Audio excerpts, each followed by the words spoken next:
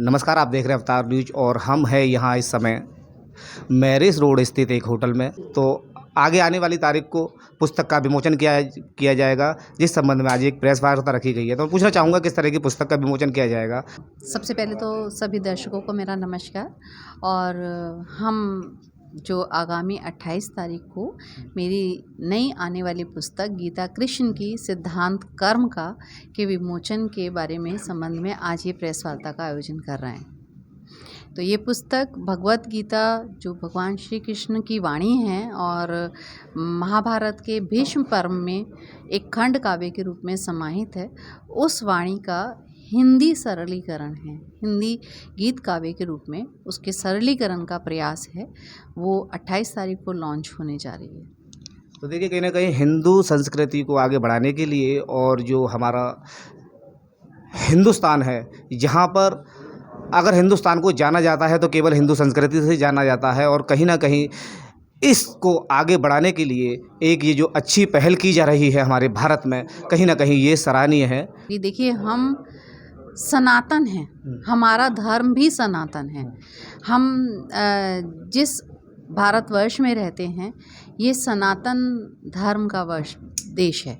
यहाँ हमारी जो संस्कृति है, हमारा जो परंपराएं हैं, वो हमारा इतना वृद्ध संस्कृति है, इतना वृद्ध है हमारा लेखन, हमारे पुराण वेद, जो हमारा इतना लिखे हुए काव्य हैं, तो वो इतना ज़्यादा है कि आप अगर चाहेंगे तो उन्हीं से आप अपने जीवन जीने की कला सीख सकते हैं।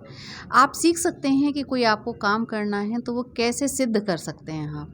विज्ञान क्या है, आज दुनिया विज्ञान को जान रही है, लेकिन अगर आप गीता पढ़ेंगे तो आप कैसे जान पाए भगवान कृष्ण की हिमालय सबसे अधिक पहाड़ है। वो कैसे जान पाए कि अश्वत्थ यानी पीपल का वृक्ष 24 घंटे आप ऑक्सीजन देता है, कार्बन डाइऑक्साइड सोखता है। आप वो कैसे जान पाए कि गंगा का पानी कभी ख़राब नहीं होता। तो इसका मतलब वहाँ पर रिसर्च भी थी, अनुसंधान भी था और विज्ञान भी था। तो वो जो चीज़ें हैं वो हमारी संस्कृति में स्वयमेव समाहित है। आज हम पढ़ते हैं कि इसने इसका आविष्कार किया, उसने इसका आविष्कार किया। तो आप अपनी संस्कृति को जानिए, आपको पता चल जाएगा कि आविष्कार आज नहीं हो रहे हैं, आविष्कार पहले ही थे। हमारे देश में बहुत से ऐसे होते रहे कि आक्रमणकारी आते रहे, और आप जानते ही हैं हमारा तो सारा का सारा जो लिटरेचर है वो जल भी गया। तो जो अब हमारे सामने आता है, जो बचा कुचा कहीं ना कहीं संग्रहित है वो, या जो जिन्होंने पढ़ लिया उन्होंने उसे लिखने की कोशिश की, वो ये जो कृष्ण भगवान की जो पूजा है, भाई कृष्ण भगवान का जो चरित्र है वो अपने भारत से हटकर विदेशों में भी पहुंच रहा है। ज़्यादातर आपको ये देखने के लिए मिल रहा होगा। इस पर क्या कहना चाहेंगे, जो क्योंकि कहीं ना कहीं विदेशों में भी भारतीय संस्कृति को अपनाने का एक चलन चालू हो गया है। देखिए, हाँ, कृष्ण भगवान जो हैं वो आप जानते हैं 16 कला संपूर्ण हैं। तो जब वो 16 कला संपूर्ण हैं तो उनके पास हर वो ज्ञान है, हर वो विज्ञान है जो एक व्यक्ति के पास होना असंभव है। और जब आप विदेशों की बात करते हैं तो आप ये जानते हैं कि विदेश जितने भी हमसे भारत से बाहर के देश हैं, वो भारत के बराबर का ज्ञान होना तो दूर, उसका मतलब 50% भी ज्ञान उनके पास नहीं है। और ना उनके पास इतनी कलाएं, एक ही देश में इतनी विविध भाषा होना, इतनी विविध संस्कृतियां समाहित होना, इतनी विभिन्न वेशभूषा, खाना पीना, तो वो तो हमारी तरफ वैसे ही पहले से ही आकर्षित रहे हैं।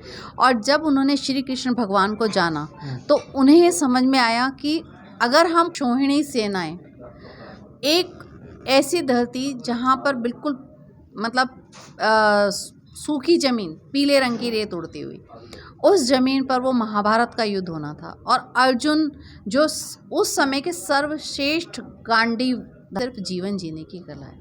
अच्छा, कहीं ना कहीं ये भी देखा जाता है कि जिस तरह से हमारे भारतीय संस्कृति है, भारतीय जो पुस्तक हैं, जो वेद हैं, जो गीता हैं, उनको पढ़कर व्यक्ति के अंदर जो शालीनता आती है, वो कुछ ऐसी पुस्तकें भी हमारे भारत में व दुनिया में मौजूद हैं जिनको पढ़कर एक जिहाद भी फैलाया जाता है, जो कि आपने देखा होगा। जो तालिबानी इस समय एक अलग तरह का तांडव रच रहे हैं। कहीं ना कहीं बच्चों को, बुज़ुर्गों को, महिलाओं के साथ कत्लेआम पूरे तालिबान में इस समय पर हो रहा है। कहीं ना कहीं ये उनका एक अधूरा ज्ञान है जो अब तक उनको मिला है। शायद यही कारण है जो आज भारत के अलावा ज़्यादातर देशों में इसी तरह के हत्याएं और इसी तरह का जो उनको ज्ञान नहीं मिला है, शायद यही कारण है जो आज तक हमारे भारत में ऐसा नहीं हुआ है। देखिए, भारतीय संस्कृति इतनी महान है। पहली बात, हमारा धर्म बहुत सहनशील, सहिष्णु, जो भारतीय सनातन धर्म है, सनातन जो है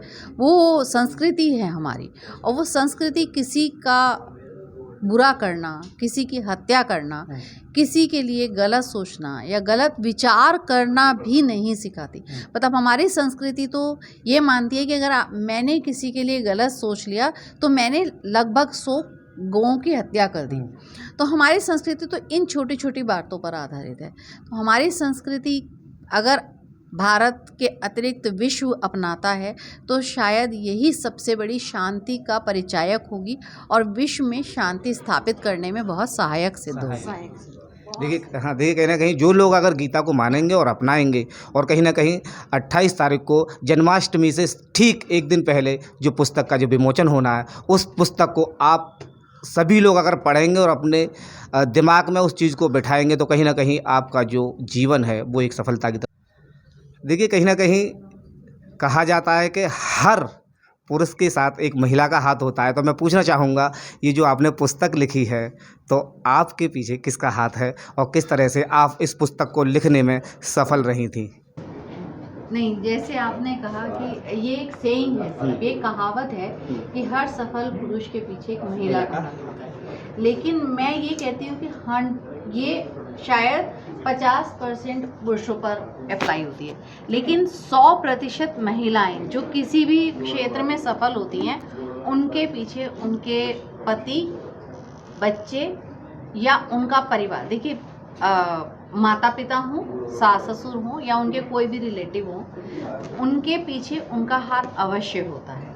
और जब तक उन्हें अपनी फैमिली का सपोर्ट नहीं मिलता तो कोई भी महिला घर से बाहर निकलकर, मतलब मेरा घर से मतलब है गृहस्थी से बाहर निकल कर, जैसे आप पुस्तक लिख रहे हैं उसके लिए आपको बाहर नहीं जाना है, लेकिन उस गृहस्थी के कामों को तो आपको कहीं ना कहीं थोड़ा सा साइड करना पड़ता है।